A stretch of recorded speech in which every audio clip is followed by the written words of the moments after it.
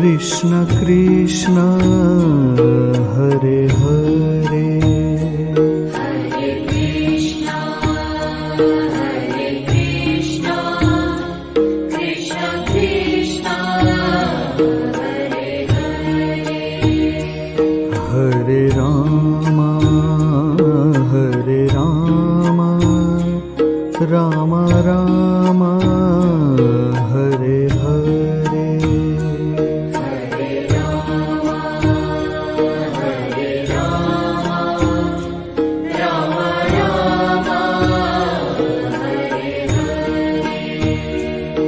Hare Krishna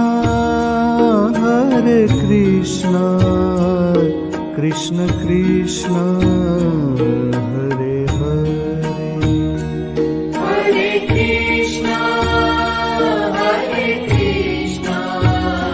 Krishna Krishna Hare Hare Hare Rama Rama Rama Hare Hare Hare Rama Rama Rama Hare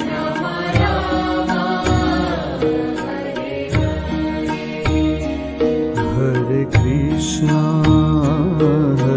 Krishna Krishna Krishna Hare Hare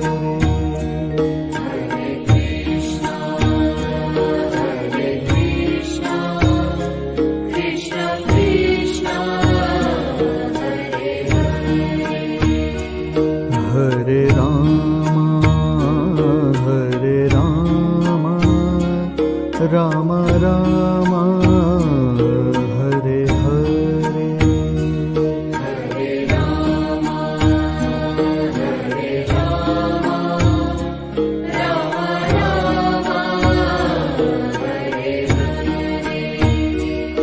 Hare Krishna Krishna Krishna Hare Hare Hare Krishna Krishna Krishna Hare Hare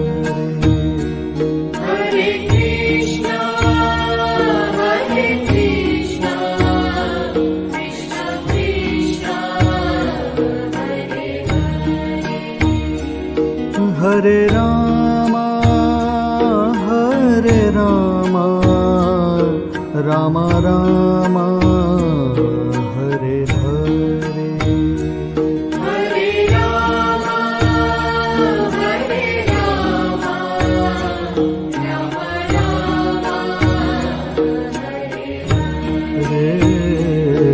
Hare Krishna Krishna Krishna Hare Hare Hare Krishna Krishna Krishna Hare Hare Hare Rama Rama Rama Hare Hare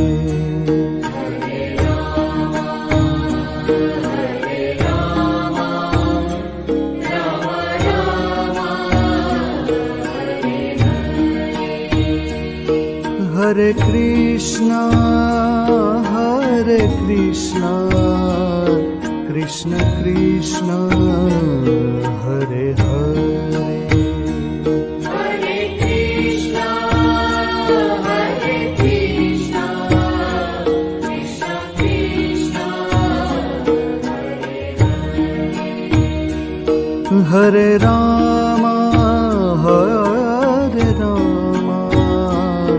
Rama Rama Hare Hare Hare Rama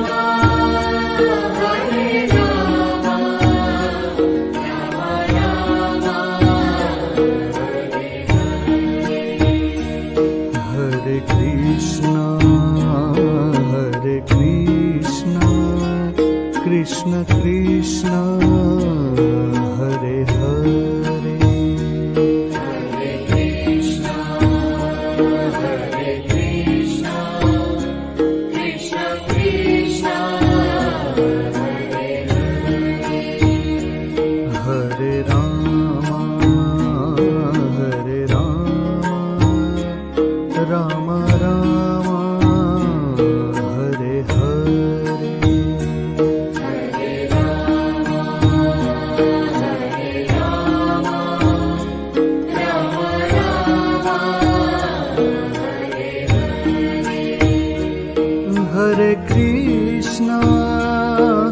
Hare Krishna, Krishna Krishna, Hare Hare, Hare Krishna, Hare Krishna, Krishna Krishna, Hare Hare, Hare Rama, Hare Rama, Rama Rama, Hare Hare, Hare Rama, Hare Rama, Rama Rama, Hare Hare. Hare Krishna, Hare Krishna, Krishna Krishna, Hare Hare, Hare Krishna, Hare Krishna, Krishna Krishna, Hare Hare. Hare Rama, Hare Rama, Rama Rama, Hare Hare, Hare Rama, Hare Rama, Rama Rama, Hare Hare. Hare Krishna, Hare Krishna, Krishna Krishna, Hare Hare, Hare Krishna, Hare Krishna, Krishna Krishna, Hare Rama, Hare Rama, Rama Rama, Hare Hare, Hare Rama, Hare Rama, Rama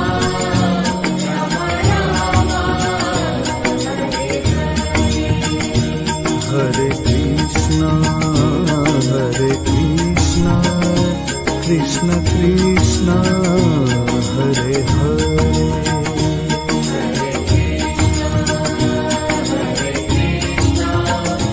Krishna Krishna,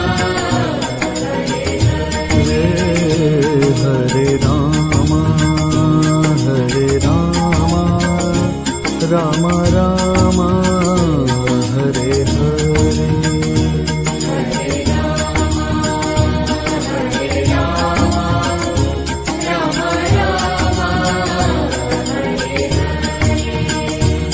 Hare Krishna, Hare Krishna, Krishna Krishna, Hare Hare, Hare Krishna, Hare Krishna, Krishna Krishna, Hare Rama, Hare Rama, Rama Rama, Hare Hare, Hare Rama, Hare Rama, Rama Rama,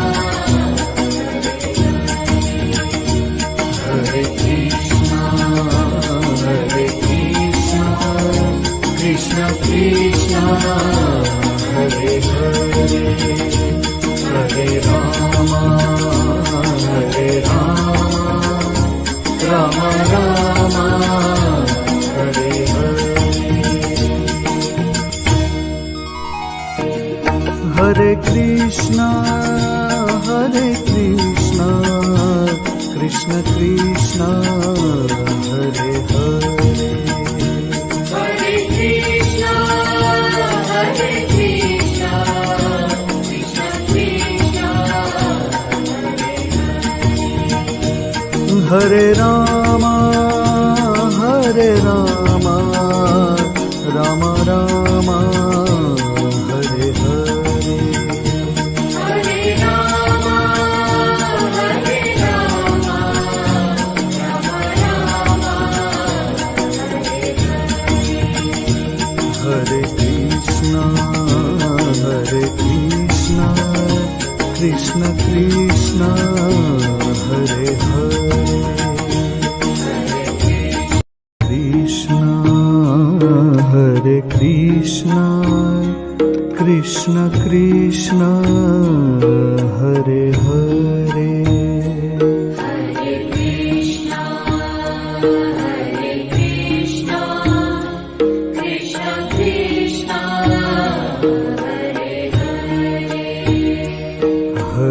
Rama Hare Rama Rama Rama Hare Hare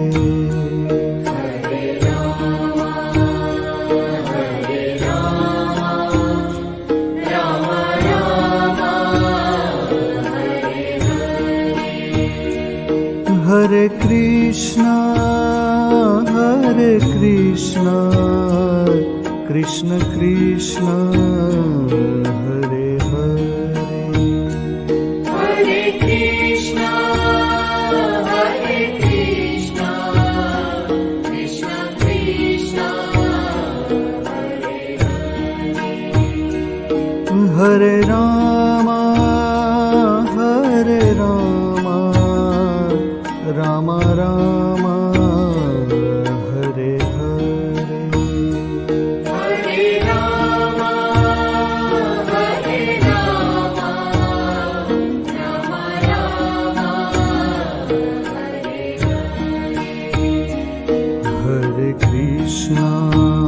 Rama Hare Krishna Krishna Krishna Hare Hare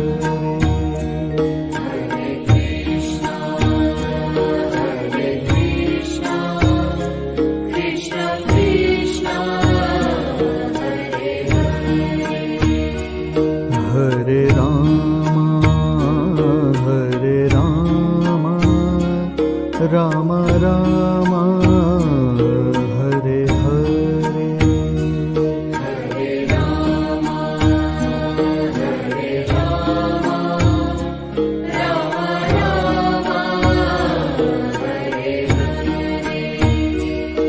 Hare Krishna Krishna Krishna Hare Hare Hare Krishna Krishna Krishna Hare Rama Rama Rama Hare Hare Hare Rama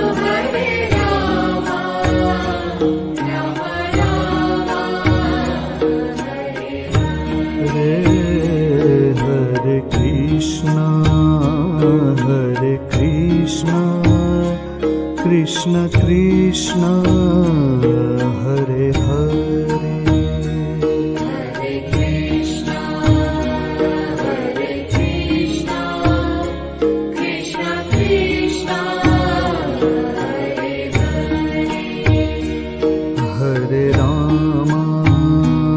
Hare Rama Rama Rama Hare Hare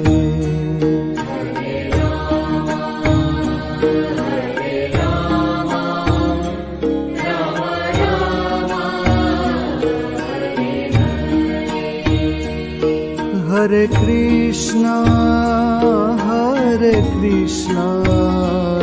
Krishna Krishna Hare Hare Hare Krishna Krishna Krishna Hare Rama Rama Rama Hare Hare Hare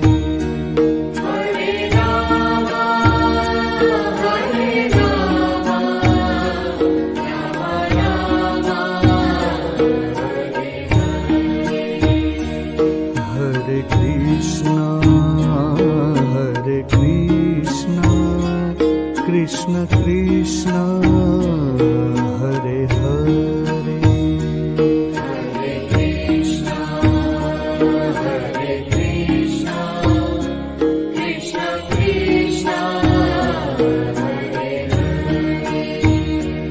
Hare Rama Rama Rama Hare Hare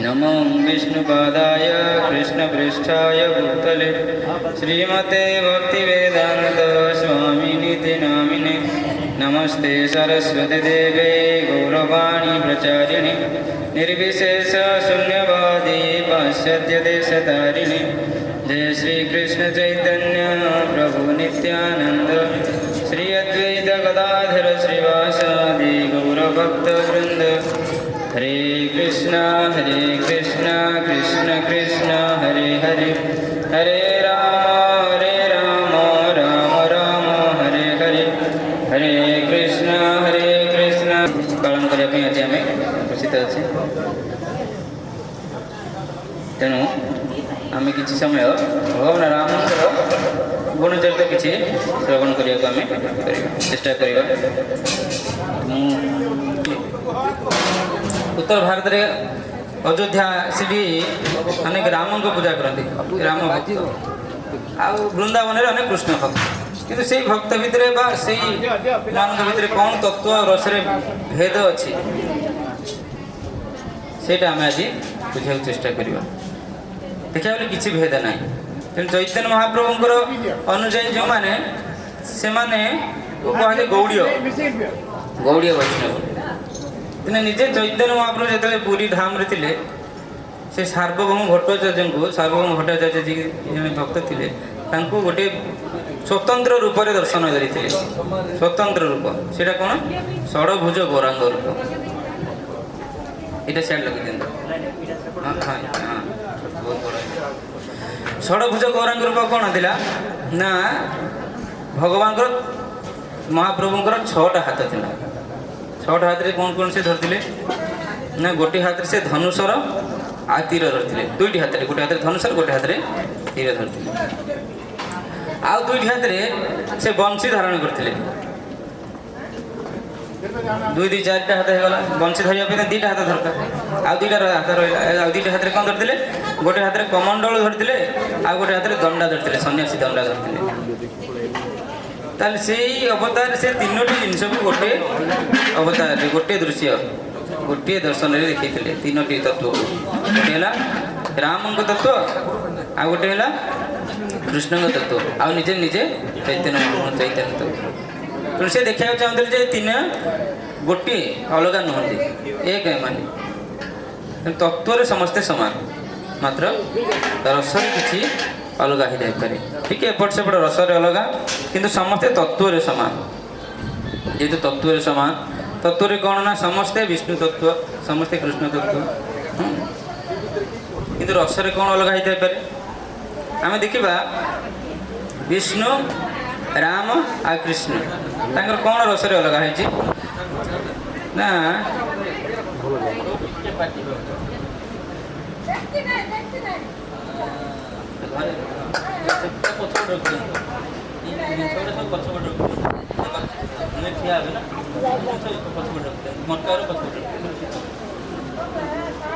ताले विष्णु कौन ना भगवान ताले आम देखुचे भगवान विष्णु अनेक गुड़े असुर मारे तेणु तांकर काम होला जिते बड़े भक्त मान प्रति असुविधा हम कौन असुर माने माने हैरान करेंगे से असुर मारदे पड़े विष्णुकर कौन सी लीला ना विष्णु कौन करते ना तांकर अवतार लीला अवतार रे लीला सब तैयारी करते जमी 10 प्रकार लीला अवतार अच्छे आम 10 अवतार तेणु विशेषकर राम अवतार कृष्ण अवतार अनेक गुड़े से लीला तैयारी करती तेणु कौन पर लीला तैयारी करती ना आम शुणीचे भगवद गीतार भगवान परित्राणाय साधूना विनाशाय चतुष्कृते धर्म संस्थापनार्थाय संभवामी जुगे जुगे तेणु भगवान जो अवतार नहीं आसती अवतार उद्देश्य केवल जो असुर मारिया नुहे यदि असुर मारिया होता विनाशाय चतुष्कृत लिखि था पूर्व लिखिले परित्राणाय साधूना माने साधु मान को परित्राण करने अर्थ कौन ना साधु मान मेल रे साधु मान मेल लीला करेंगे लीला करके लीलार आनंद से ने अन्य को आनंद देवे से विशेषकर राम आ कृष्णकर लीला रे अवतार रे बहुत गुड़े लीला से कर रामंकर लीला रे कौन करती ना से ଯେ ବିଷ୍ଣୁଙ୍କ କରି ମାରି ଦେଇକି ପଳେଇ ନାହାନ୍ତି। ଅନେକ ଗୁଡ଼ିଏ ଭକ୍ତଙ୍କ ସାଙ୍ଗରେ ମିଶିଛନ୍ତି, ଅନେକ ଗୁଡ଼ିଏ ଭକ୍ତଙ୍କ ସହିତ ମିଶିଛନ୍ତି, ଅନେକ ଗୁଡ଼ିଏ ଯେମିତି ଶବର ଜାତିର ଲୋକଙ୍କ ଶବର ଜାତି ଆଉ ଯେମିତି ଆମର ଅଇଁଠା କୋଳି ଯେଉଁ ଦେଇଛି ଶବରୀ ବାନରମାନଙ୍କ ସହିତ ମିଶିଛନ୍ତି। ତେଣୁ ଅତି ଛୋଟ ଛୋଟ ପଶୁମାନଙ୍କ ସାଙ୍ଗରେ ମିଶିଲେ ଆଉ ଶୂଦ୍ରଠୁ ଅତି ଶୂଦ୍ର ଜାତିର ଲୋକଙ୍କ ସାଙ୍ଗରେ ମିଶିଲେ ତ ସମସ୍ତଙ୍କ ସାଙ୍ଗରେ ମିଶିଲେ ଲୀଳା କଲେ। ଭଗବାନ କୃଷ୍ଣଙ୍କର ଲୀଳା ଯେତେବେଳେ ଆମେ ଦେଖିବା ସେ ସମସ୍ତଙ୍କ ସାଙ୍ଗରେ ମିଶିଲେ। କେମିତି ନା ରାମଚନ୍ଦ୍ର ତ ସେ ଲିଡର ମାନଙ୍କ ସାଙ୍ଗରେ ମିଶିଲେ। ଶବର ଜାତିର ଗୁହା ବାନର ଜାତିର ଯିଏ ସୁଗ୍ରୀବ ଇଏ ପୁରା ସମସ୍ତଙ୍କ ସାଙ୍ଗରେ ସବୁ ବାନରମାନଙ୍କ ସହିତ ଖେଳିଲେ। ତାଙ୍କର ଜଣେ ସେ ଭଗବାନ ହେଇ ମଧ୍ୟ ତାଙ୍କର ସଖାମାନଙ୍କ ସାଙ୍ଗରେ ସେ ଖେଳୁଥିଲେ, ସେମାନେ ତାଙ୍କୁ ଚନ୍ଦ କରୁଥିଲେ। ସଖାମାନଙ୍କର ଗୋଡ଼ ଧୋଉଥିଲେ, ଗୋଡ଼ ପାଦ କରୁଥିଲେ। ଏଭଳି ସେ ପୁରା ସମସ୍ତଙ୍କ ସାଙ୍ଗେ ମିଶିଗଲେ। ତେଣୁ ଉଭୟଙ୍କର ତତ୍ତ୍ୱରେ ସମାନ, ରସରେ ଟିକେ ଟିକେ ଅଧିକ। ମାନେ ଏଇଟା କହନ୍ତି ଆନ୍ତରିକତା। ଭଗବାନ ବିଷ୍ଣୁଙ୍କ ସହିତ ଆନ୍ତରିକତା ଟିକେ କମ୍ ଥାଏ, ଆଉ ଟିକେ ଅଧିକ ଆନ୍ତରିକ ହେଲେ ରାମଚନ୍ଦ୍ର, ଆଉ ଟିକେ ଅଧିକ ଆନ୍ତରିକ ହେଲେ ଭଗବାନ କୃଷ୍ଣ। ତେଣୁ ଉଭୟ ତିନୋଟି ଯାକ ସମାନ, କେହି କାହାଠୁ ଅଲଗା ହେଉନି। ଯାହାକୁ ଯିଏ ଭଲ ଲାଗିଲା ସେ ସେଇଭଳି ଭଗବାନଙ୍କୁ ଗ୍ରହଣ କରୁଛି। କିନ୍ତୁ ଉଭୟ ସମସ୍ତେ ହେଉଛନ୍ତି ଭଗବାନ, ସମସ୍ତେ ଭଗବାନଙ୍କର କିଛି କିଛି ଅଂଶ। ଭଗବାନଙ୍କର ଅନେକ ଗୁଡ଼ିଏ ଅବତାର ଥାଏ, ଲୀଳା ଅବତାର, ସତ୍ୟବେଶ ଅବତାର, ଗୁଣ ଅବତାର, ପୁରୁଷ ଅବତାର, ସବୁ ଅବତାରର କିଛି କିଛି ଉଦ୍ଦେଶ୍ୟ ଥାଆନ୍ତି।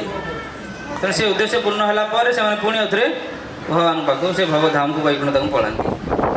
ତେଣୁ ଯିଏ ଯେଉଁ ଅବତାରକୁ କିଏ ନୃସିଂହଦେବଙ୍କର ଅବତାରକୁ ବେଶୀ ଭଲ ପାଏ, ତେଣୁ ନୃସିଂହଦେବଙ୍କୁ ସେ ନିଜ ଇଷ୍ଟ ବୋଲି ଭାବନ୍ତି।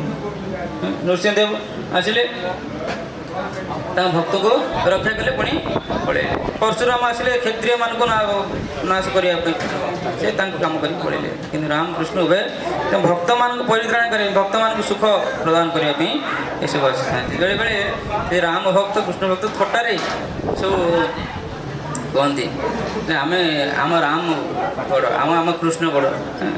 କିଏ କହନ୍ତି ନାଇଁ ତମ ରାମ ଆମ ରାମ ଏକ ପତ୍ନୀ ବ୍ରତ କରିଥିଲେ, ଗୋଟେ ହିଁ ପତ୍ନୀ ବିବାହ କରିଥିଲେ। ଭଗବାନ କୃଷ୍ଣ ତ ଅନେକ ଗୁଡ଼ିଏ ବିବାହ କରିଛନ୍ତି। ସେ କୃଷ୍ଣ ଭକ୍ତ କହନ୍ତି ନା ଏକ ପତ୍ନୀ ବିବାହ କରିଥିଲେ ବି ସେ ଏକ ପତ୍ନୀ ଛାଡ଼ି ଦେଇଥିଲେ। ହେଲେ କୃଷ୍ଣ ତ ଏତେ 16,108ଟା ପ୍ରାଣୀ ବିବାହ କରିକି ଆଣିକି ଘରେ ରଖିଥିଲେ। କିନ୍ତୁ ଥଟ୍ଟା ପରିହାସରେ କୁହନ୍ତି। କିନ୍ତୁ ପ୍ରତ୍ୟେକଙ୍କର କିଛି କାରଣ ଅଛି। ଭଗବାନ କାହିଁକି ରାମଚନ୍ଦ୍ର ସୀତାଙ୍କୁ ଛାଡ଼ିଥିଲେ ତାର ମଧ୍ୟ କାରଣ ଅଛି। ତାର କାରଣ ଆଜି ଶୁଣିବା। କାହିଁକି ସେ ବନବାସରେ ଛାଡ଼ିଲେ, ବନରେ ଏକାକି ଛାଡ଼ିଦେଲେ କାହିଁକି ତାଙ୍କୁ? ସିଏ ପୁଣି ଭଗବାନ କୃଷ୍ଣ କାହିଁକି 16,108ଟା ରାଣୀ ଆଣିକି ତାଙ୍କ ପାଖରେ ରଖିଲେ, ତାର ବି କାରଣ ଅଛି। କିନ୍ତୁ ତାଙ୍କୁ ଭଲ ଲାଗିଲା ଏତେ ଗୁଡ଼ିଏ ରାଣୀ ରଖିକି ତାଙ୍କୁ ଭୋଗ କରିବା ପାଇଁ, ଏସବୁ ଉଦ୍ଦେଶ୍ୟ ନୁହେଁ। ତାର କିଛି ପୂର୍ବ କାରଣ ଅଛି ଯେଉଁଥିପାଇଁ ଏସବୁ ଲୀଳା କରନ୍ତି। ଏଥିପାଇଁ ସେ ଲୀଳାକୁ ଆମେ ବୁଝିବାକୁ ପଡ଼ିବ। ଆମେ ଅନେକ ପୂର୍ବରୁ ରାମାୟଣ ଦେଖୁଛେ, ରାମାୟଣ ଶୁଣୁଛେ, କିନ୍ତୁ ରାମାୟଣରେ ଅନେକ ଶିକ୍ଷା ଭରି ରହିଛି, ବହୁତ ଗୁଡ଼ିଏ ଶିକ୍ଷା ଭରି ରହିଛି। ସେଥିପାଇଁ ଗାନ୍ଧିଜୀ କହୁଥିଲେ ଆମକୁ ରାମ ରାଜ୍ୟ ଦରକାର। ରାମ ରାଜ୍ୟ ଯେ କେବଳ ରାମଙ୍କ ସମୟରେ ନଥିଲା, ରାମଙ୍କ ପରେ ବି ରାମ ରାଜ୍ୟ ହେଇଛି। କାହା କାହା ସମୟରେ? ଯୁଧିଷ୍ଠିର ମହାରାଜଙ୍କ ସମୟରେ ରାମ ରାଜ୍ୟ ଥିଲା। ପରୀକ୍ଷିତ ମହାରାଜଙ୍କ ସମୟରେ, ଅମରୀଷି ମହାରାଜ ଯେଉଁମାନଙ୍କର ନାଁ ଆପଣ ଶୁଣିଥିବେ, ସେମାନଙ୍କ କାଳରେ ମଧ୍ୟ ରାମ ରାଜ୍ୟ ଥିଲା। ଆଉ ରାମ ରାଜ୍ୟ ମାନେ କ'ଣ? ରାମ ରାଜ୍ୟର ଅର୍ଥ ହେଉଛି ରାମ ରାଜ୍ୟରେ କୌଣସି କାହାର ଅନିଷ୍ଟ ହୁଏ ନାହିଁ, କାହାକୁ ରୋଗ ହେବ ନାହିଁ, କି ଅକାଳରେ ମରିବ ନାହିଁ, କି କାହାକୁ ଶନି ଦଶା, କାଳ ଦଶା, ରାହୁ ଦଶା ଏସବୁ ପଡ଼ିବ ନାହିଁ, ଦୁର୍ଭିକ୍ଷ, ମହାମାରୀ, ବନ୍ୟା, ବାତ୍ୟା ଏସବୁ ଆସିବ ନାହିଁ ରାମ ରାଜ୍ୟରେ। ଏସବୁ କ'ଣ ପାଇଁ ଆସେ ନାହିଁ?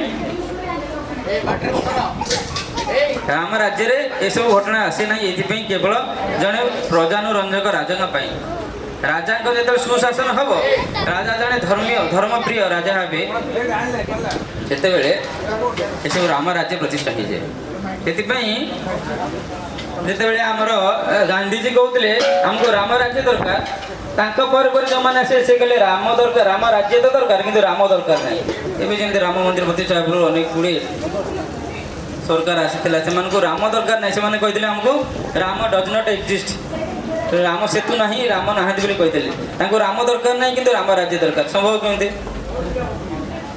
କିନ୍ତୁ ବହୁ ବର୍ଷ ପରେ ବହୁତ ପ୍ରଚେଷ୍ଟା ବହୁତ ସଂଘର୍ଷ ପରେ ଏବେ ରାମ ପଳେଇ ଆସିଲେ, ମାନେ ରାମ ମନ୍ଦିର ପ୍ରତିଷ୍ଠା ହେଇଗଲା। ଯଦି ରାମ ମନ୍ଦିର ପ୍ରତିଷ୍ଠା ହେଇଗଲା ତାହେଲେ କ'ଣ ରାମ ରାଜ୍ୟ ହେଇଯିବ? ଯଦି ରାମ ମନ୍ଦିର ପ୍ରତିଷ୍ଠା ହେଇଗଲା କ'ଣ ରାମ ରାଜ୍ୟ ଭାରତରେ ହେଇଗଲା? ତଥାପି ହେବନି। କାହିଁକି? ରାମ ରାଜ୍ୟ ମାନେ ରାମ ରାଜ୍ୟରେ ଥିବା ପ୍ରତ୍ୟେକ ଲୋକ ଗୋଟେ ଗୋଟେ ରାମ ହେବା ଦରକାର। ତା ଅର୍ଥ ରାମଙ୍କର ଗୁଣ ଥିବା ଦରକାର। ଯଦି ରାମଙ୍କର ଗୁଣ ନଥିବେ ତାହେଲେ ରାମ ରାଜ୍ୟରେ ରହିବେ କେମିତି ସେମାନେ? ତେଣୁ ରାମଙ୍କର ଯେଉଁ ବିଶିଷ୍ଟ ଗୁଣ ଅଛି, ଅନେକ ଗୁଣ ଅଛି, ତା ଭିତରୁ ଆମେ କେତେ ଗୁଣ ରାମଙ୍କର ଗୁଣ ଭଳିଆ ହେବା ଆମେ ଅଧିକାର କରିବା ଦରକାର, ଆମେ ପ୍ରାପ୍ତ ହେବା ଦରକାର। ତାପରେ ଯାଇକି ରାମ ରାଜ୍ୟ ହେବ। ଆଉ ରାମ ରାଜ୍ୟ ହେଇଥିବ, ରାମ ଥିବେ କିନ୍ତୁ ସେଇଠି ବହୁତ ଗୁଡ଼ିଏ ଦୁଷ୍ଟ ଲୋକ ରହୁଥିବେ, ତାହେଲେ ତ ରାମ ରାଜ୍ୟ ହେଇପାରିବନି। ଏବେ ଯେମିତି ରାମ ପଳେଇ ଆସିଲେଣି କିନ୍ତୁ ଭାରତରେ ରାମ ରାଜ୍ୟ ନାହିଁ ବର୍ତ୍ତମାନ। କାହିଁକି? ଅନେକ ଗୁଡ଼ିଏ ଖରାପ ଲୋକ, ଦୁଷ୍ଟ ଲୋକ ଅଛନ୍ତି। ଏଥିପାଇଁ ଆମକୁ ପ୍ରତ୍ୟେକ ରାମଚରିତ କୁହାଯାଇଛି। ରାମଚରିତ, ରାମଙ୍କର ଚରିତ ଶୁଣିକି ତାକୁ ଆମେ ରାମଙ୍କ ଭଳି କେମିତି ହେବା, ସେଇ ଗୁଣ ଗୁଡ଼ିକ ସେଇଟା ଶିକ୍ଷା ଲାଭ କରିବାକୁ ପଡ଼ିବ। ସେଥିପାଇଁ ବାରମ୍ବାର ବାରମ୍ବାର ସେଇଗୁଡ଼ିକ ଆମେ ଶୁଣିବା ଦରକାର। ଖାଲି ଆମେ ଜଷ୍ଟ ଖାଲି ଏଣ୍ଟରଟେନମେଣ୍ଟ ପାଇଁ ଆମେ ଶୁଣିଲେ ହେବନି, ଖାଲି ଦେଖିବା ପାଇଁ ତାର କ'ଣ ଶିକ୍ଷା ମିଳୁଛି ସେଇସବୁ ଶିକ୍ଷା ଆମେ କିଛିଟା ଆମେ ଶୁଣିବାକୁ ଚେଷ୍ଟା କରିବା। ଯେମିତି ରାମଙ୍କର ଅନେକ ଗୁଣ ଭିତରୁ 16ଟି ନାରଦ ମୁନି ବାଲ୍ମୀଙ୍କ ସହିତ କଥୋପକଥନରେ ସେ 16ଟି ଗୁଣ ଚର୍ଚ୍ଚା କରିଛନ୍ତି। ସେ 16ଟି ଗୁଣ ଆମେ ତ ଆଜି ଶୁଣିବାନି, ତାଙ୍କର ଲୀଳାରୁ କିଛିଟା ଆମେ ଯଦି ଶୁଣିବାକୁ ଚେଷ୍ଟା କରିବା କ'ଣ କ'ଣ ଶିକ୍ଷା ଆମେ ମିଳୁଛି। ଅନେକ ଗୁଣ ଭଗବାନଙ୍କର ଅଛି, ସେ ଗୁଣ ଆମେ ଯିବାନି। ସେଇ ଗୁଣ ଗୁଡ଼ିକ ତାଙ୍କ ଲୀଳାରୁ କେମିତି ଆମେ ମିଳୁଛି ଶିକ୍ଷା, ସେଗୁଡ଼ିକ ଆମେ ଶିଖିବା।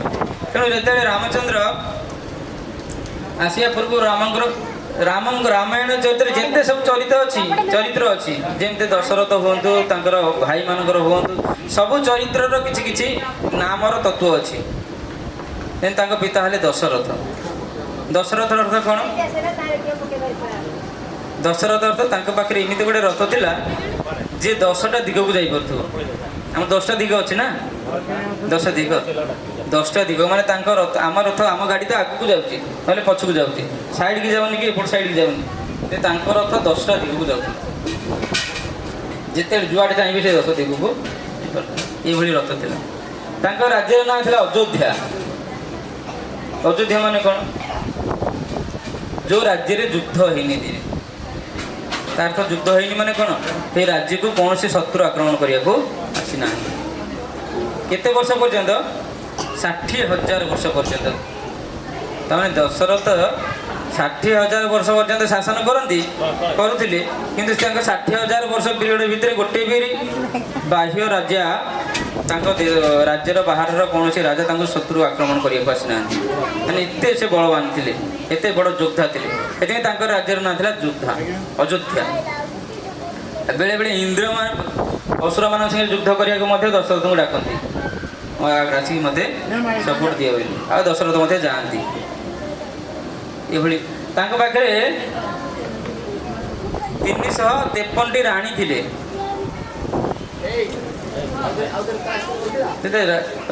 ମାନେ ରାମଚନ୍ଦ୍ର ତ ଗୋଟିଏ ବିବାହ କଲେ, ଏକ ପତ୍ନୀ। ତାଙ୍କ ପିତା କେମିତି ଏତେଗୁଡ଼ି ବିବାହ କଲେ? କାହିଁକି ବିବାହ କରୁଥିଲେ ଏତେଗୁଡ଼ି?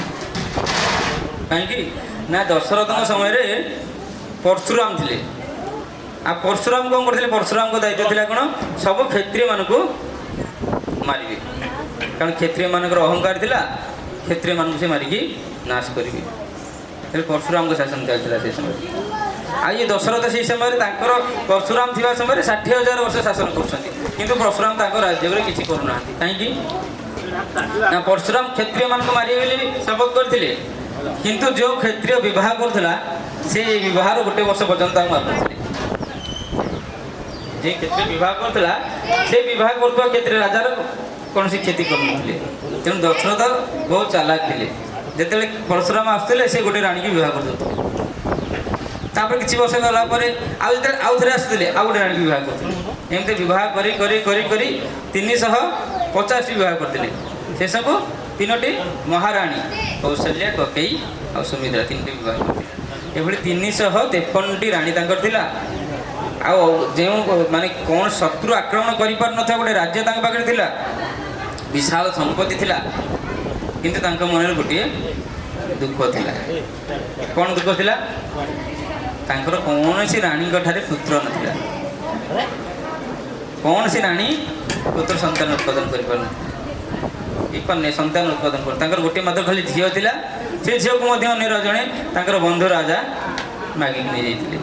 ତେଣୁ ସେ ନିଃସନ୍ତାନ ଥିଲେ। କିନ୍ତୁ ଏତେ ବଡ଼ ସମ୍ପତ୍ତି ଥାଇ ଏତେ ବଡ଼ ରାଜ୍ୟ ଥାଇ ମଧ୍ୟ ତାଙ୍କ ପାଖରେ ସୁଖ ହିଁ ନଥିଲା।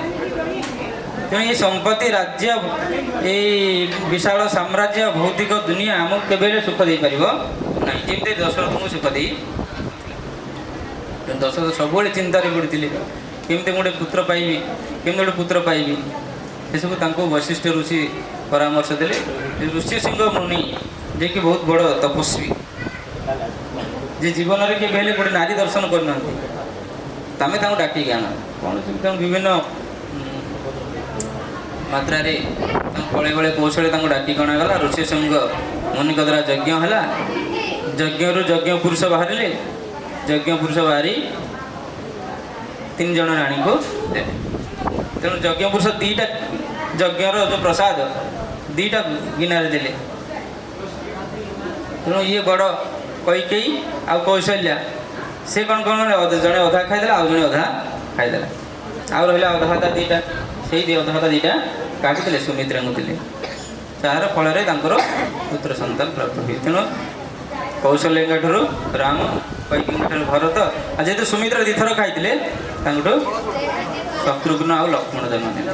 ଏଇଭଳି ଜନ୍ମ ନେଲା ପରେ ଯେତେବେଳେ ଜନ୍ମ ନେଇଛନ୍ତି, ଜନ୍ମ ନେଲା ପରେ ତେଣୁ ରାମ ସାରା କାନ୍ଦୁଥାନ୍ତି, ଦିନ ସାରା କାନ୍ଦୁଥାନ୍ତି। ଯେତେ ବୁଝେଇଲେ ମଧ୍ୟ ସେମାନେ ବୁଝୁନାହାନ୍ତି। କିଏ ପବନ କରୁଛି, କିଏ ଖେଳନାରେ ଖେଳୁଛି, ବିଭିନ୍ନ ମାତ୍ରାରେ ବୁଝେଇବାକୁ ଚେଷ୍ଟା କରୁଛନ୍ତି, କେବେ ବୁଝୁନାହାନ୍ତି। ତେଣୁ ସେମାନଙ୍କୁ ନେଇକି କେତେ ମାନେ ଖୁଆଇବେ, କ୍ଷୀର ଖୁଆଇବେ, ପୁଣି ଆଣିକି ଥୋଇଦେବେ, ପୁଣି ସେଭଳି କାନ୍ଦିବେ ସେମାନେ। ସେଠି ବଶିଷ୍ଠ ମୁନି ଆସିଲେ, କହିଲେ ତୁମେ ଗୋଟେ କାମ କର, ରାମଙ୍କ ପାଖରେ ଲକ୍ଷ୍ମଣଙ୍କୁ ରଖିଦିଅ ଆଉ ଭରତ ପାଖରେ ଶତ୍ରୁଘ୍ନଙ୍କୁ ରଖିଦିଅ। ଛୋଟ ଛୋଟ ଶିଶୁ ଥିଲେ ସେମାନେ, ଦେଖ ତାପରେ କ'ଣ ହେଉଛି। ତେଣୁ ସେମାନେ ରାମଙ୍କ ପାଖରେ ନେଇ ଲକ୍ଷ୍ମଣଙ୍କୁ ରଖିଦେଲେ, ଭରତଙ୍କ ପାଖରେ ନେଇ ଶତ୍ରୁଘ୍ନଙ୍କୁ ରଖିଦେଲେ। ତାପରେ ଆଉ କେହି କାନ୍ଦିଲେ ନାହିଁ। କାହିଁକି ଏଭଳି ହେଲା ନା, ସେମାନେ ଆସିଛନ୍ତି ସେବା କରିବା ପାଇଁ। ଯେମିତି ଲକ୍ଷ୍ମଣ ଆଉ ଶତ୍ରୁଘ୍ନ ସେମାନେ ଆସିଛନ୍ତି ସେବା କରିବା ପାଇଁ। ତେଣୁ ତାଙ୍କ ସେବକ, ତାଙ୍କ ଯିଏ ସେବ୍ୟ, ତାଙ୍କ ପାଖରେ ସେ ରହିବା ଦରକାର। ତେଣୁ ସେମାନେ ସେ ମନୋଭାବରେ ଯେହେତୁ ରହିଛନ୍ତି, ତେଣୁ ସେମାନେ ଯେହେତୁ ତାଙ୍କର ସେବ୍ୟଠୁ ଦୂରେଇ ଯାଉଛନ୍ତି, ତେଣୁ ସେମାନେ କାନ୍ଦୁଛନ୍ତି, ଛୋଟ ପିଲା ହେଲେ ମଧ୍ୟ। ତେଣୁ ସେ ରାମଙ୍କ ପାଖରେ ଯାଇ ସେତେବେଳେ ଲକ୍ଷ୍ମଣ ଶୋଇଲେ, ଲକ୍ଷ୍ମଣ ରାମ 2 ଜଣ ହସାହସି ହେଲେ। ତେଣୁ ଇଏ ଶୁଣି ଲକ୍ଷ୍ମଣ, ଭରତ, ଶତ୍ରୁଘ୍ନ ଇଏ ମଧ୍ୟ ଜଣେ ଜଣେ ବିଷ୍ଣୁ ତତ୍ତ୍ୱ। ଯେମିତି ଆମେ ଦେଖିବା ବିଷ୍ଣୁଙ୍କର ବିସ୍ତାର, ହଁ, ପ୍ରଦ୍ୟୁମ୍ନ, ଅନିରୁଦ୍ଧ, ସଂକର୍ଷଣ, ବାସୁଦେବ, ବାସୁଦେବ, ସଂକର୍ଷଣ, ପ୍ରଦ୍ୟୁମ୍ନ, ଅନିରୁଦ୍ଧ, ଏ 4 ଜଣ ହିଁ ରାମ, ଲକ୍ଷ୍ମଣ, ଭରତ, ଶତ୍ରୁଘ୍ନ ହେଇ ଆସିଛନ୍ତି। ସେ ମଧ୍ୟ ଜଣେ ବିଷ୍ଣୁଙ୍କର ଅଂଶ।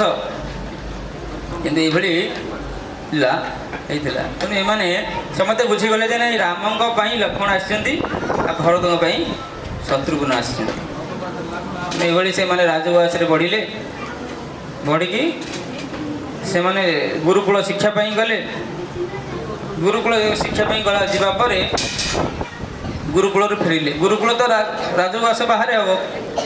ହଁ, ବିଶ୍ୱାମିତ୍ର ମୁନିଙ୍କ, ବଶିଷ୍ଠ ମୁନିଙ୍କ ଆଶ୍ରମରେ ସେ ଗୁରୁକୁଳ ଶିକ୍ଷା କଲେ। ସବୁ ବିଦ୍ୟାରେ ପାରଙ୍ଗମ ହେଇଗଲେ। 16 ଦିନରେ 16 ପ୍ରକାର ବିଦ୍ୟା, ସେ 16 ଗୁଣ ସେ ଶିଖିଦେଲେ ରାମଚନ୍ଦ୍ର।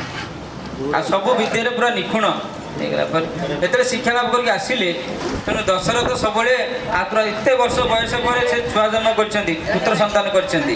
ଆଉ ସେମାନଙ୍କୁ ଗୁରୁକୁଳରେ ଛାଡ଼ି ଦେଇଛନ୍ତି। ମାନେ ସେ 10-12 ବର୍ଷ ଗୁରୁକୁଳ ଶିକ୍ଷା କଲା ପରେ ଯେତେବେଳେ ପୁଣି ଆସିଲେ, ବିଶ୍ୱାମିତ୍ର ମୁନି ସେ ସମୟରେ ଆସିଲେ। ବିଶ୍ୱାମିତ୍ର ମୁନି ଆସିକି ମାଗିଲେ, ମୋତେ ତୁମେ 4 ଜଣ ତୁମର ପୁଅକୁ ଦିଅ। କ'ଣ ପାଇଁ ନା, ମୁଁ ଜଙ୍ଗଲରେ ଯେଉଁ ରହୁଛି, ସେ ଜଙ୍ଗଲରେ ଅନେକ ଗୁଡ଼ିଏ ଅସୁର ଅଛନ୍ତି, ତାଙ୍କୁ ମାରିବାକୁ ମୁଁ ଏମାନଙ୍କୁ ନେବି। କୌଣସି ପିତା କେବେ ରାଜି ହେବ କି ନିଜର ଛୋଟ ପିଲାଙ୍କୁ ଅସୁର ମାରିବା ପାଇଁ ପଠାଇବା ପାଇଁ? ତେଣୁ ସେ ଦଶରଥ ରାଜି ହେଲେ। ମୋର ପିଲା ଏବେ ଜଷ୍ଟ ଶିଖିକି ଆସିଛନ୍ତି, ସେମାନଙ୍କର ଅଭିଜ୍ଞତା ନାହିଁ, ମୁଁ ତାକୁ ଅସୁର ମାରିବା ପାଇଁ ଅସୁର ଏମାନଙ୍କୁ ଖାଇଦେବେ, ତାହେଲେ କ'ଣ ହେବ? ସେ ମନା କଲେ। କିନ୍ତୁ ସିଏ ମନା କଲାରୁ ବିଶ୍ୱାମିତ୍ର ବହୁତ ରାଗିଗଲେ, ଯେଉଁଟାକି ବଶିଷ୍ଠ ଋଷି ଦେଖୁଥିଲେ। ବଶିଷ୍ଠ କହିଲେ, ଦେଖ ଦଶରଥ ଇଏ ରାଗିଲେ ପୁରା ଧ୍ୱଂସ କରିଦେବେ, ତେଣୁ ତାଙ୍କ କଥା ମାନିକି ତୁମେ ତାଙ୍କୁ ଛାଡ଼ିଦିଅ, ଆଉ ତାଙ୍କର କୌଣସି ଅସୁବିଧା ହେବ ହିଁ ନାହିଁ। ତେଣୁ ରାମ, ଲକ୍ଷ୍ମଣ 2 ଜଣ ଯାଇଥିଲେ ବିଶ୍ୱାମିତ୍ର ମୁନିକି। ବିଶ୍ୱାମିତ୍ର ମୁନି ତାଙ୍କର ଜଙ୍ଗଲରେ ଅନେକ ଗୁଡ଼ିଏ ମାନେ ଅସୁରମାନଙ୍କୁ ମାରିଲେ। ମାରି ମାରି ଶେଷରେ ସେହି ସମୟରେ ସୀତାଙ୍କର ଯିଏକି ଜନକ ରାଜାଙ୍କ ଝିଅ, ଆଜିକାଲିର ଯେଉଁ ନେପାଳ ରାଜ୍ୟ, ନେପାଳ ରହୁଛି ସୀତାଙ୍କର ବାପା ଘର। ସେଇଠି ତାଙ୍କର ବିବାହ ପାଇଁ ସ୍ୱୟଂବର ଚାଲିଥାଏ। ତେଣୁ ସୀତା କ'ଣ ନା, ଯେତେବେଳେ ଜନକ ମହାରାଜ ଥରେ ଦେଖିଲେ ଜନକ ମହାରାଜଙ୍କ ପାଖରେ ଗୋଟେ ଶିବ ଧନୁ ଥାଏ। ଶିବ ଧନୁ ସେ କ'ଣ କାଳକ୍ରମେ ଶିବଙ୍କର ଧନୁ ସେଠି ତାଙ୍କର ରଖାଯାଇଥିଲା। ତେଣୁ ଶିବ ଧନୁକୁ ଟେକିବା ପାଇଁ ପାଖାପାଖି 200ରୁ ଅଧିକ ସୈନ୍ୟ ଦରକାର ହେଉଥିଲା। ଟେକିକି ଆଉ ଗୋଟେ ଜାଗାକୁ ରଖିବା ପାଇଁ ତ ଆହୁରି ଅଧିକ ଦରକାର। ଯେମିତି ଆମର ଜଗନ୍ନାଥ ମହାପ୍ରଭୁଙ୍କ ପୁରୀରେ ଜଷ୍ଟ ଟିକେ ଘୁଞ୍ଚିବା ପାଇଁ କେତେ ଗୁଡ଼ିଏ ପଣ୍ଡା ଦରକାର ହେଉଛନ୍ତି। କିନ୍ତୁ ଶିବ ଧନୁ ଟେକିବା ପାଇଁ ବିଶାଳ ବିଶାଳ ବଡ଼ ବଡ଼ ଯୋଦ୍ଧା ଥିବା, ମାନେ ବଳୁଆ ଥିବା ସୈନ୍ୟ 200-300 ଦରକାର ହେଉଥିଲା। ତାକୁ ନେଇକି ସେ ଘୁଞ୍ଚେଇ ପାରୁଥିଲେ। କିନ୍ତୁ ଥରେ ସୀତା ତାଙ୍କର ସାଙ୍ଗସାଥି ମାନଙ୍କରେ ଖେଳୁଥିଲେ। ଖେଳୁ ଗୋଟେ ଫୁଲର ଦରକାର ପଡ଼ିଲା। ଆଉ ଫୁଲଟା ବହୁତ ଉଚ୍ଚରେ ଥିଲା। ଉଚ୍ଚରେ ଥିଲା, ତାଙ୍କୁ ଗୋଟେ ଆଙ୍କୁଡ଼ା ଟାଇପ୍ର ଗୋଟେ ବାଉଁଶ ଦରକାର ପଡ଼ିଲା। ତେଣୁ ସିଏ କ'ଣ କଲେ ନା, ସେ ଧନୁଟାକୁ ଧରିଲେ। ସୀତା ମା ଧନୁ ଧରିକି ସେ ବାଉଁଶ ସେ ଗଛର ଡାଳକୁ ଭିଡ଼ିକି ସେ ଫୁଲଟା କାଢ଼ିଲେ। ସେ ଶିବ ଧନୁ କାଢ଼ିଲେ।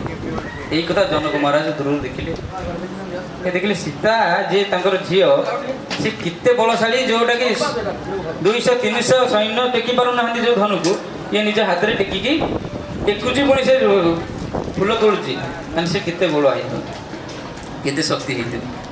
ଯଦି ତାର ଏତେ ଶକ୍ତି ଅଛି, ତାଙ୍କୁ ଯେ ବିବାହ କରିବ ତାଠୁ ଅଧିକ ଶକ୍ତି ହେଇଥିବା ଦରକାର।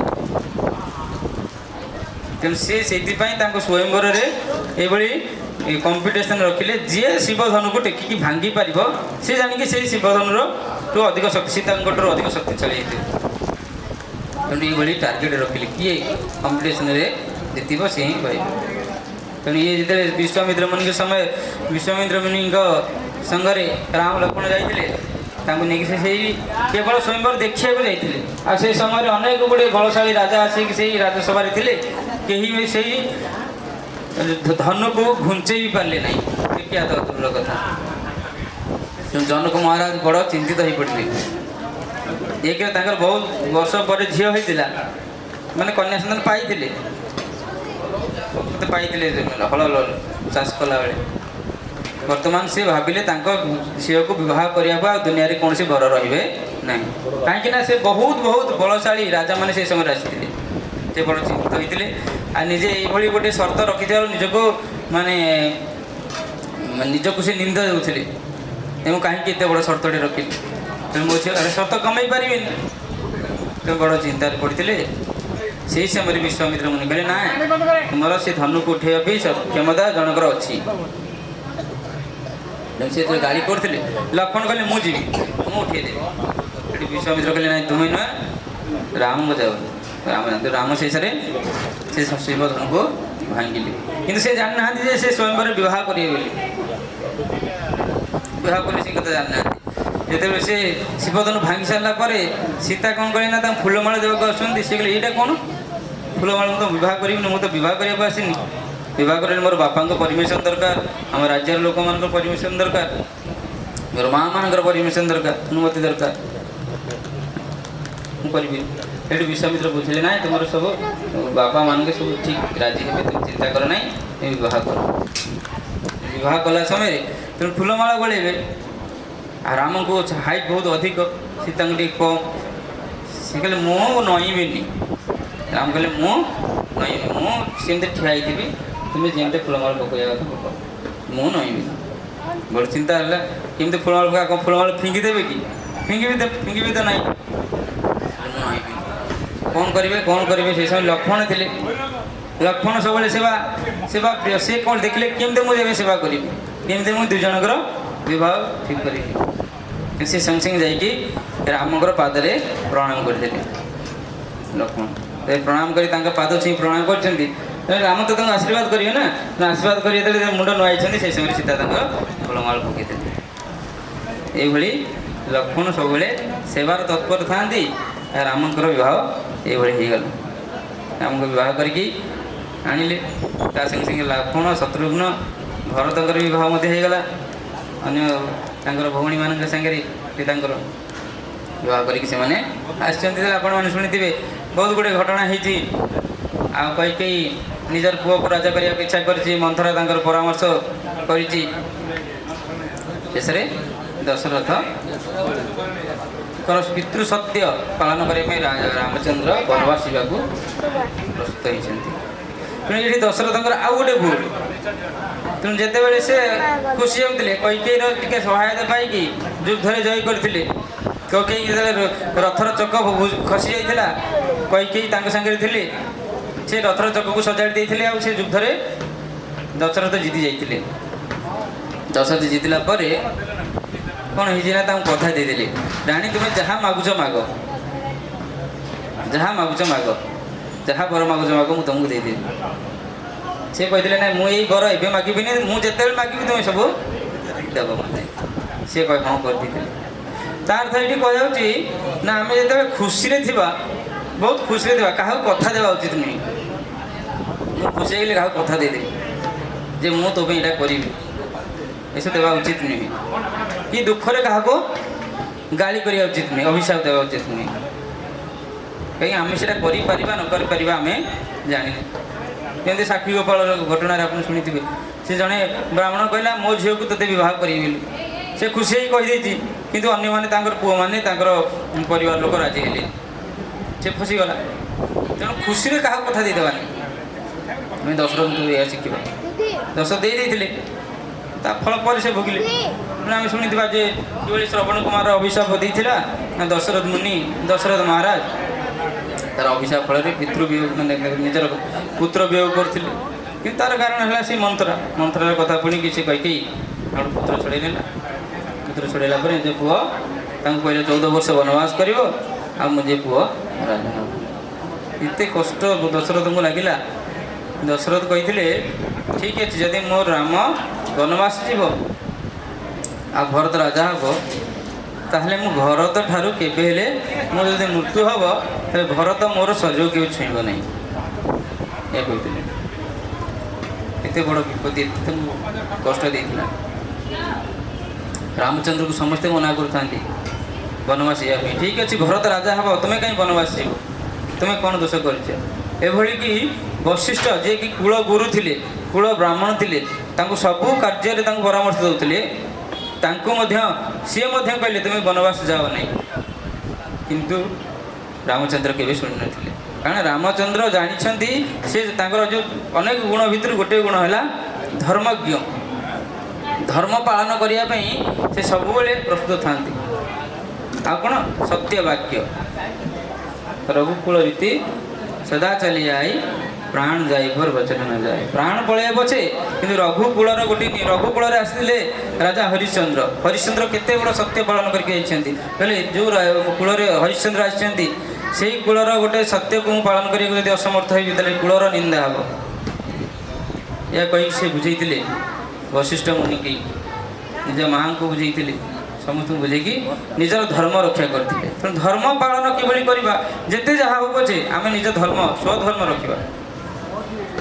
ସେ ନିଜ ରାମଚନ୍ଦ୍ର ମହାପ୍ରଭୁ ଆମକୁ ଏକ ରାଜାର କର୍ତ୍ତବ୍ୟ, ରାଜାର ଧର୍ମ, ଏକ ପିତାର ଧର୍ମ, ଗୋଟେ ପୁତ୍ରର ଧର୍ମ, ଗୋଟେ ସ୍ୱାମୀର ଧର୍ମ, ଗୋଟେ ଭାଇର ଧର୍ମ ସବୁ ଶିକ୍ଷା ଦେଇଛନ୍ତି। ଏସବୁ କେବେ ଆମେ ମର୍ଯ୍ୟାଦା ପାଳନ କରିକି ରଖିବା। ଆମର ମର୍ଯ୍ୟାଦା କିଭଳି ରହିବ, ତାଙ୍କୁ ସେଥିପାଇଁ କୁହାଯାଉଛି ମର୍ଯ୍ୟାଦା ପୁରୁଷୋତ୍ତମ। ତେଣୁ ମର୍ଯ୍ୟାଦା କେମିତି ପାଳନ କରାଯିବ ସେ କଥା କେତେ କଷ୍ଟ ପଡ଼ିଥିଲା ତାଙ୍କ ପିତୃ ସତ୍ୟ ରକ୍ଷା କରିବା ପାଇଁ। କେତେ କଷ୍ଟ ପଡ଼ିଥିଲା, ତଥାପି ସେ ମର୍ଯ୍ୟାଦାକୁ ପାଳନ କରିଥିଲେ। ତେଣୁ ଆମକୁ ଯେତେ କଷ୍ଟ ପଡ଼ୁ ପଛେ ଆମେ ଯେଉଁ ଧର୍ମ ପାଳନ କରିବାକୁ ଆମେ ଦୃଢ଼ ସଂକଳ୍ପ ଅଛି, ନିଜ ପିତା ପୁତ୍ର ଧର୍ମ କି ଦେଶର ଧର୍ମ, ରାଜ୍ୟର ଧର୍ମ ସବୁ ଆମେ କରିବା ଉଚିତ, ମର୍ଯ୍ୟାଦା ପାଳନ କରିବା ଉଚିତ। ତେଣୁ ମର୍ଯ୍ୟାଦା ପାଳନର ଶିକ୍ଷା ଆମକୁ ରାମଚନ୍ଦ୍ର ଶିଖେଇ ଦେଇଛନ୍ତି। ଆମ ମର୍ଯ୍ୟାଦା ଆମେ ଭଗବାନ କୃଷ୍ଣ କିନ୍ତୁ ଓଲଟା କଲେ, ମର୍ଯ୍ୟାଦା କିନ୍ତୁ ଲଙ୍ଘନ କରିବା। ସେ ମର୍ଯ୍ୟାଦା ଲଙ୍ଘନ କେତେବେଳେ ଲଙ୍ଘନ କରିବେ ନା, ମର୍ଯ୍ୟାଦା ଲଙ୍ଘନର ମଧ୍ୟ ଆବଶ୍ୟକତା ରହିଛି। ଯେମିତି ସେ ମହାଭାରତ ଯୁଦ୍ଧ ସମୟରେ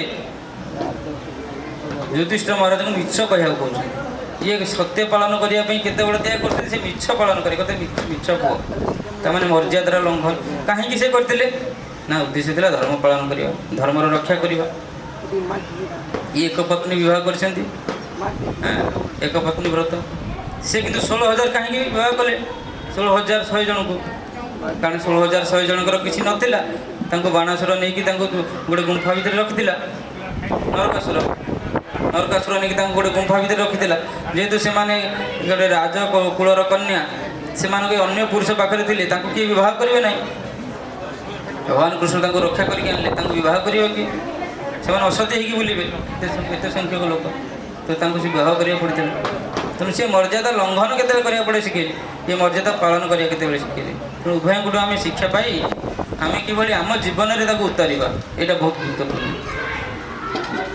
से प्रत्येक जदि आम भारतर लोक रामंकर गुणर किसी मात्रा आम शिखिकी आम जीवन में उतार तेल राम राज्य ठीक जो राम राज्य हो आम कहार किसी असुविधा नहीं आम राम राज्य हो आम बचा केमती राम राज्य में अनेक लोक भलि बंचुले कौन देह खराब हो नाला माने एते विशाल माने बड़ बड़ मेडिकल जीवा पड़ नाला मेडिकल एते खर्च करा पड़ नाला सब कुछ आनंद रही पार्थे राम राज्य राम राज्य जनकर आवश्यकता नुहे खाली रामंकर आवश्यकता हेले राम राज्य हो पारे समस्त राम राज्य सहयोग दरकार तेणु आम से रामंकर जन्म दिवस रामंकर गुणचरित किसी शुणिले तो आम जो पिला माने आम समय आम गाँ मानक सब रामलीला कृष्णलीला सब नाटक होता किसी परिमाण जानूले कि आम जेजेमा जेजेबापा मैंने बापा माँ मैंने आमको से रामकर गुण कथा कहते तेणु ये सब धीरे धीरे बंद हो गला ये सब संस्कृति धीरे धीरे बंद हो बसला तथापि आम ये छोट छोट उत्सव पालन करके लोक मान पिला जमी आज आम नगर कीर्तन कले छोट पिला माने रामकर वेश होगी गले अन्य मन सब देखिले कौन गोटे राम नवमी गोटे अच्छी आउ केते वर्ष पर राम नवमी भी गोटे उत्सव बोली लोक भूलीजे जन्माष्टमी गले उत्सव भूलीजे दोल पूर्णमी सब जमी आम अनेक गुड़े पर्व थिला सब पर्व धीरे धीरे भूली गले आ पालन होनी आपको दिन दिन भूलीजे यदि आम कंटिन्यू करवा प्रति वर्ष पालन करवा ये जमी साई भर समस्त एकाठी होगी पालन करवा यहाँ आम नुहे यहाँ आम गोटे संस्कृति को बचाऊे गोटे संस्कृति को रक्षा करवा बहुत गुरुत्वपूर्ण यदि संस्कृति को आम रक्षा करवानी ताले आमर पिला माने नष्ट हो आम पिला माने धीरे धीरे वर्णशंकर हो कौन कौन सब पिला सब करेंगे भविष्य में तापाई दायी आम ही होगा कहीं आम तो आम संस्कृति रक्षा करनी शिखे से कौटू आम घरे तो गीता भागवत रामायण पुस्तक रखिनी आम जदि रखी पढ़ीने पिला आगे जदि आम रामंकर लीला सब जानीचे पिला कहने भजन कीर्तन घरे आम कर तेणु आम पिला नष्ट हे से सब उत्सव आयोजन ये सब उत्सव करके आम भगवान गुणचरित आम वर्णना कर रामचंद्र भगवान की आउ जन साधु अच्छा से आपन को से रामकर अनेक गुण कथा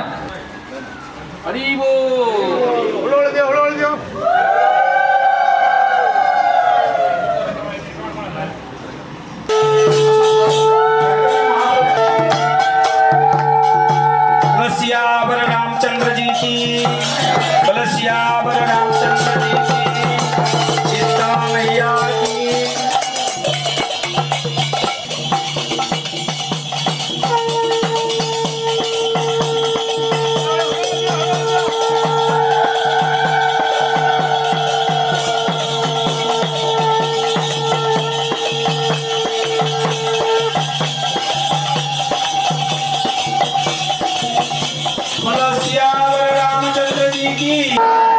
लक्ष्मण लाला की भरत महाराज की जय राम सीताराम जय जय राम सीताराम बोलिए बोलिए जय जय राम जय जय राम सीताराम जय जय राम सीताराम जय जय राम सीताराम जय जय राम जय जय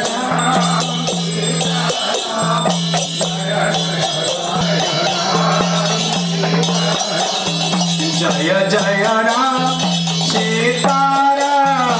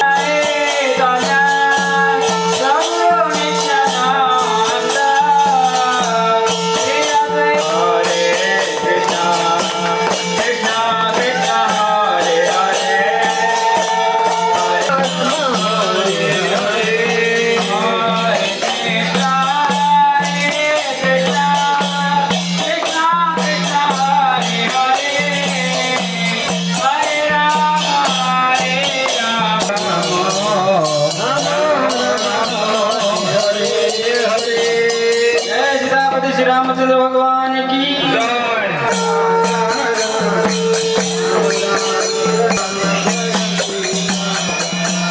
राम राम जय राम राम राम जय सीताराम राम राम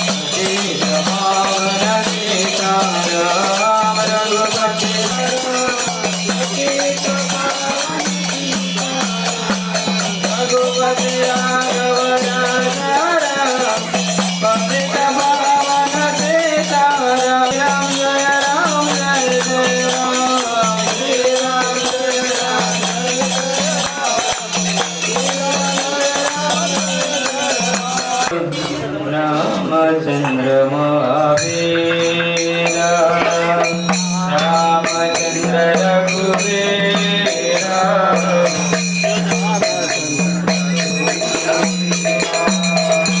रामचंद्र रघुवीर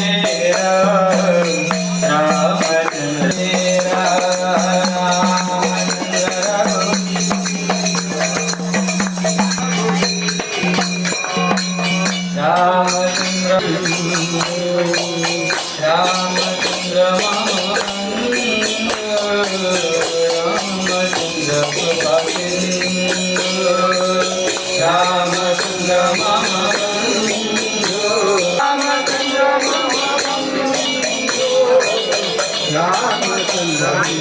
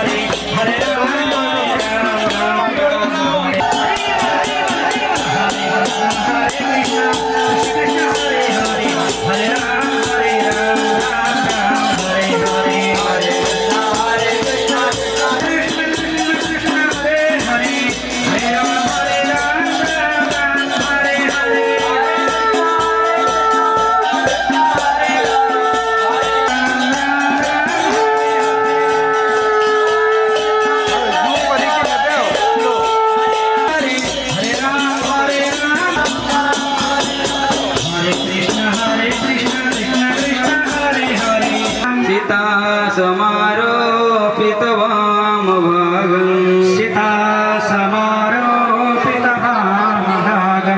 बाणो महासायकचारुचापं बाणो महाशायकचारुचापं नमामि रामं रघुवंशनाथं नमामि रामं रघुवंशनाथं नीलाम्बुजश्यामलकोमलङ्गं नीलाम्बुजश्यामलकोमलाङ्गं सीतासमारोपितभामभागं सीता समारोपितभागं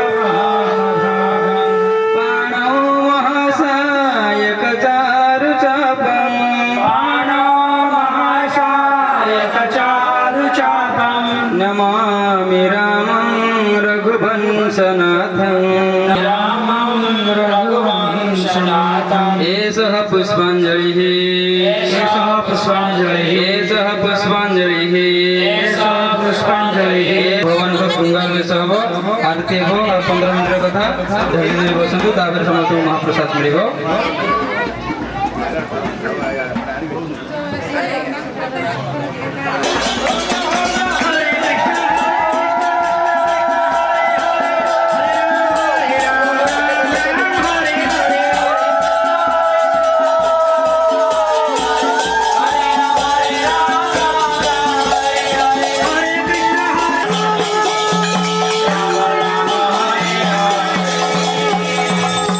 हरे कृष्णा कृष्णा कृष्णा हरे हरे हरे राम राम राम हरे हरे हरे कृष्णा हरे हरे